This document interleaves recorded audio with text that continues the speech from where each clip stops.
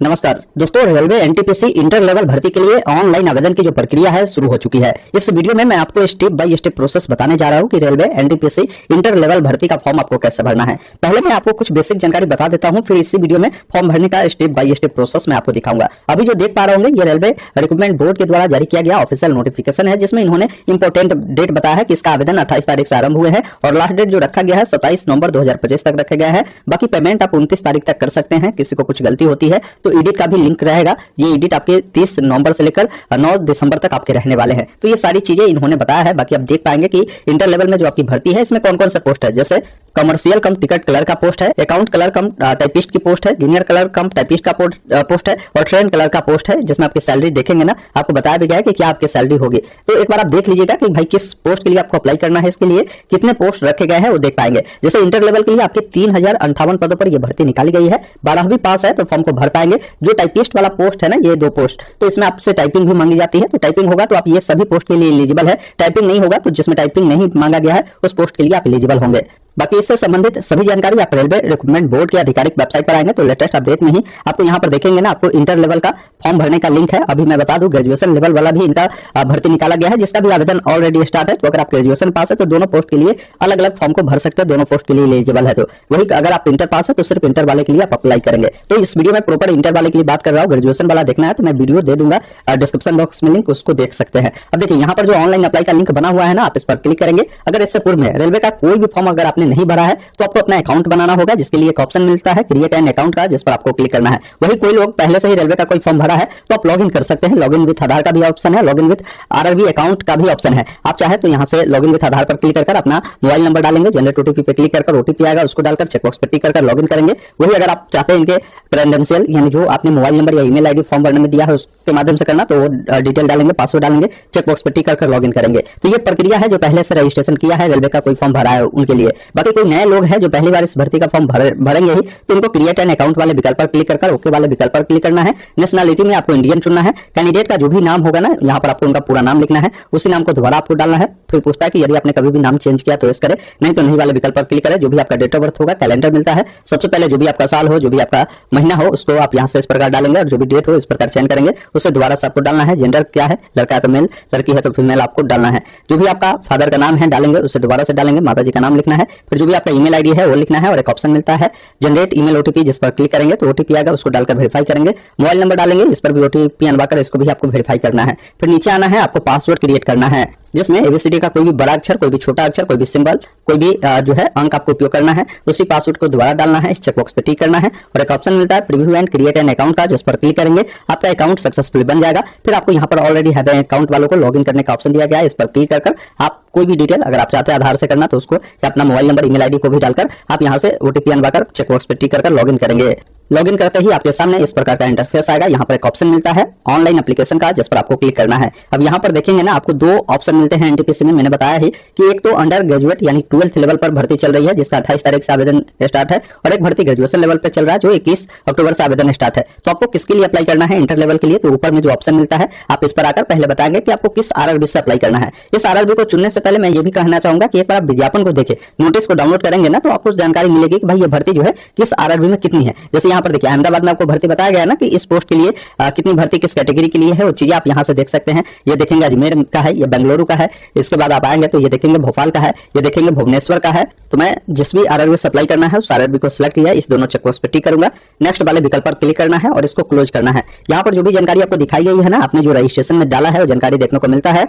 जो जानकारी नहीं फिलअप है वो जानकारी आपको फिलअप करना है, जिसमें देखिए सबसे पहला चीज है कि आपसे पूछा जा रहा है कि आपकी शादी हो चुकी है तो मैरिड, अन्यथा अनमैरिड वाले विकल्प पर क्लिक करें।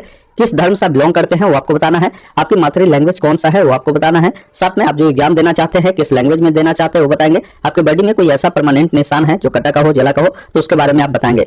आप अगर मान लीजिए एक ही निशान है, क्योंकि यहाँ पर 2 पूछ रहा है तो एक में निशान बताइए, दूसरा में आप चाहे तो नो मार्क भी आप लिख सकते हैं अगर एक ही निशान है तो।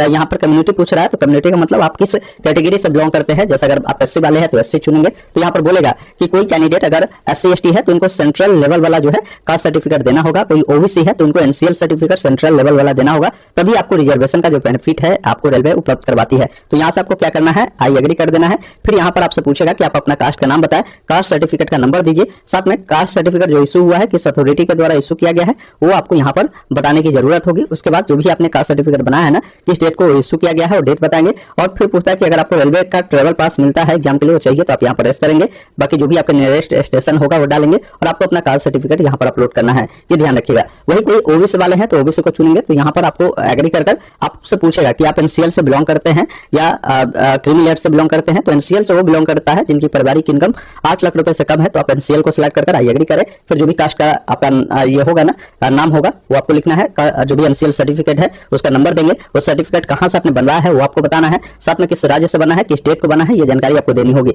बाकी जो भी आपका एड्रेस होगा ना, ये प्रेजेंट एड्रेस आपसे पूछता है तो इस वाले कॉलम में प्रेजेंट एड्रेस देंगे और यहाँ पर परमानेंट एड्रेस आपको देना है जिसमें स्टेट, डिस्ट्रिक्ट, और इस वाले कॉलम में अपना प्रॉपर एड्रेस लिख देंगे, नियरेस्ट जो भी स्टेशन है वो देंगे, पिन कोड देंगे। किसी का प्रेजेंट और परमानेंट समान है तो इस चेकबॉक्स पे टिक करेगा, दोनों फिल होगा, अलग अलग है तो अलग अलग जानकारी को फिल कर सेव करना है, फिर नेक्स्ट वाले विकल्प पर क्लिक करना है। इस प्रकार पर्सनल डाटा आपका सेव होता है। अब आप आते हैं अगले स्टेप में, यहाँ पर आपसे पूछता है कि अगर आप एक्स सर्विसमैन है तो यस करें, नहीं तो नहीं वाले विकल्प पर क्लिक करें। दिव्यांग है तो यस नो में बताएंगे, स्क्राइब चाहिए तो यस नो में बताएंगे। अगर आप EBC सर्टिफिकेट धारक है तो आपको फ्री में भी छूट मिलता है तो आप यहाँ पर एस करेंगे तो फिर आपको जो है यहाँ पर बताना होगा कि EBC वाले हैं तो आप दिखाइए कि अगर आपके पास EBC सर्टिफिकेट है तो, नहीं तो BPL कार्ड है वो दिखा सकते हैं। अगर आप ऐसा नहीं है तो नो करेंगे, फिर एस करेंगे तो ये सभी जानकारी आपको देने की जरूरत है। अगर ऐसा है तो आप जरूर दे दीजिएगा। वही अगर आप रेलवे में एम्प्लॉय है तो आप एस करें, नहीं तो नहीं वाले विकल्प पर क्लिक करें। फिर यहाँ पर आपको बताना है कि अगर कोई व्यक्ति जो है करेंटली में कोई भी सेंट्रल गवर्नमेंट का जॉब करता हो, स्टेट गवर्नमेंट का या PSU में तो बताएंगे, नहीं तो नॉट अप्लीकेबल चुनेंगे। अब रेलवे में क्या होता है ना कि जैसे जनरल, OBC, WS को 500 रुपए लगता है जिसमें 400 रुपए रिफंड हो जाते हैं, CBT आप देते हैं तो। SC ST को 250 लगता है, 250 का 250 रिफंड हो जाता है CBT देने के बाद। तो आपको जो रिफंड चाहिए वो किस बैंक अकाउंट में चाहिए उसकी जानकारी देना है, वो अकाउंट किनके नाम से है, अकाउंट नंबर क्या है, अकाउंट नंबर को दोबारा डालेंगे, IFSC कोड डालकर कंफर्म करेंगे तो आपका जो भी डिटेल है वो यहाँ पर देखने को मिलेगा। जैसे बैंक का नाम हो गया, एड्रेस हो गया, मिल जाएगा। अब यहाँ से आपको सेव करना है इसको, उसके बाद नेक्स्ट वाले विकल्प पर आपको क्लिक करना है। फिर आप अगले स्टेप में आते हैं जहाँ पर क्वालिफिकेशन की जानकारी देनी होगी। अब मान लीजिए पहले से आपकी क्वालिफिकेशन ऐड होगी तो जानकारी देखने को मिलेगा, नहीं तो आपको जानकारी ऐड करना है जिसमें मैट्रिक आपने किस राज्य से किया है, किस जिले से किया है, किस बोर्ड से किया है बताएंगे, पासिंग डेट आपको बताना है, जो भी आपका रोल नंबर होगा बताएंगे, और साथ में जो भी आपका मैट्रिक सर्टिफिकेट होगा उसके ऊपर में ही आपको सीरियल नंबर लिखा होता है उसको आपको यहाँ पर बताने की जरूरत होगी। और ये जो डेट है ना वो डेट भी सर्टिफिकेट या आपके पास मार्कशीट होगा उसके नीचे लिखा होता है, वही डेट डालेंगे। फिर इसको यहाँ से आपको ऐड कर देना है। तो यहाँ पर आपसे जो है 12th की जानकारी मांगी जाएगी तो आप 12th को सिलेक्ट करेंगे। 12th आपने जो किया है यहाँ पर डिसिप्लिन में आपको इन्हें डिसिप्लिन चुनना है, किस राज्य से आपने किया है, किस डिस्ट्रिक्ट से किया है, कौन से बोर्ड से किया है, कब आपने पास किया है और डेट बताएंगे, परसेंटेज बताएंगे। फिर आपसे पूछता है कि आपके पास जो है टाइपिंग का नॉलेज है तो आप यहाँ पर बताएं, यस कर दीजिए तो आप टाइपिंग वाले पोस्ट के लिए भी एलिजिबल हो जाएंगे। अगर नो करेंगे तो आप टाइपिंग वाले पोस्ट के लिए एलिजिबल नहीं होंगे, ये ध्यान रखिएगा। उसके बाद इसको ऐड करना है। इस प्रकार ये भी जानकारी आपका ऐड हो गया। अगर आप क्वालिफिकेशन में जैसे अगर ग्रेजुएशन किया है तो बैचलर डिग्री भी ऐड करेंगे।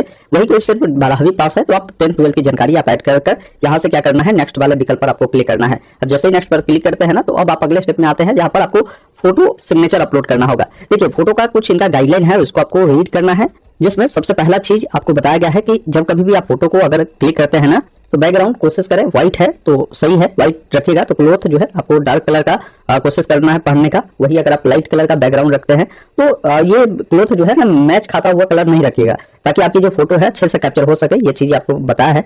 और दूसरी चीज है कि जब भी फोटो क्लिक करते हैं तो आपकी फेस पर लाइटिंग अच्छी होनी चाहिए, ये भी आपको ध्यान रखना है। और कोई भी टोपी, चश्मा इस सब का उपयोग बिल्कुल भी आपको नहीं करने की आवश्यकता है। कुछ यहाँ पर सिंपल इन्होंने दिया है, जब इस पर क्लिक करेंगे तो ये सारा फोटो जो है ये रिजेक्टेबल है, ऐसा करेंगे तो रिजेक्ट हो जाएगा फॉर्म। इस प्रकार का फोटो अगर देंगे ना तो ये एक्सेप्टेबल है। अब फोटो कैप्चर करने का 2 माध्यम है। अगर आप लाइव फोटो कैप्चर करना चाहते हैं ना तो कैप्चर लाइव इमेज पर क्लिक करेंगे और यहाँ पर गाइडलाइन बोला गया है कि 5 मिनट में आपको 3 मौका दिया जाएगा फोटो को कैप्चर करने के लिए। आप इस वाले विकल्प पर क्लिक करेंगे तो ये देखिए कैमरा ओपन हुआ ना, अब इस बीच में फेस को रखना है और थोड़ा सा वेट करेंगे, आपका फोटो जो है यहाँ से आ जाएगा।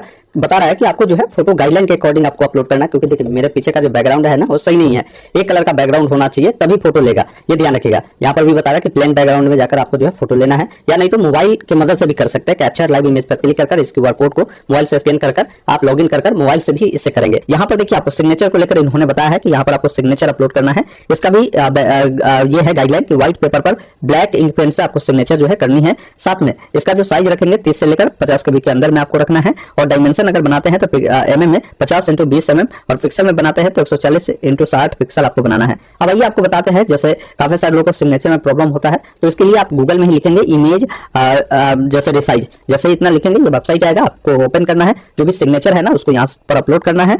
उसके बाद यहाँ पर यूनिट में या तो आप mm रख सकते हैं या पिक्सल रख सकते हैं। जैसे अगर पिक्सल रखा है आपने तो इसका गाइडलाइन में देखिए कि क्या बता रहा है, जैसे इसका विड्थ कितना है 140 और हाइट 60, तो यहाँ पर आपको क्या करना है, विड्थ इसका 140 आपको रखना है और हाइट 60 आपको रखना है और यहाँ से यूनिट में पिक्सल ही रहने देना है। यहाँ से डाउनलोड पे क्लिक करना है और डाउनलोड पिक्चर पर क्लिक करेंगे तो देखेंगे ये तो बंद हो गया है, लेकिन केबी बहुत कम हो गया है। अब इसको बढ़ाना होगा तो आपको गूगल में ही लिखना है इमेज इंक्रीज साइज, जैसे इतना लिखेंगे ये फर्स्ट वेबसाइट आएगा, इसको ओपन करेंगे। अब यहाँ पर जो सिग्नेचर आपने साइज बनाया है ना उसको यहाँ से जाकर आप अपलोड करिए। अब इसको कितना केबी में आपको रखना है वो बताना है और इंक्रीज साइज पर क्लिक करना है और यहाँ से इसको डाउनलोड वाले विकल्प पर क्लिक कर लेना है। अब उस सिग्नेचर को आप यहाँ पर आकर अपलोड करेंगे तो यहाँ पर देखने को मिलेगा। उसके बाद इस चेक बॉक्स पर टिक कर दीजिए। इस प्रकार सिग्नेचर आपका अपलोड हो गया। इस चेक बॉक्स पर टिक कर फोटो सिग्नेचर को अपलोड कर सेव वाले विकल्प पर क्लिक करेंगे, फिर नेक्स्ट वाले विकल्प पर क्लिक करना है।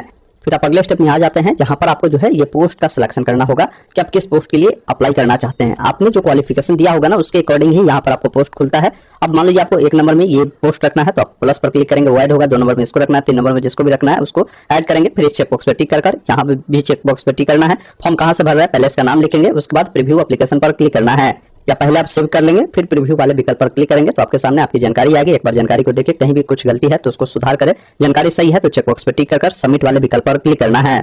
उसके बाद जो भी पेमेंट लगता है वो पेमेंट आपको ऑप्शन मिलता है करने का, आप कोई भी माध्यम से यहाँ से पेमेंट करेंगे, फिर इसका प्रिंट निकाल कर रख लेंगे।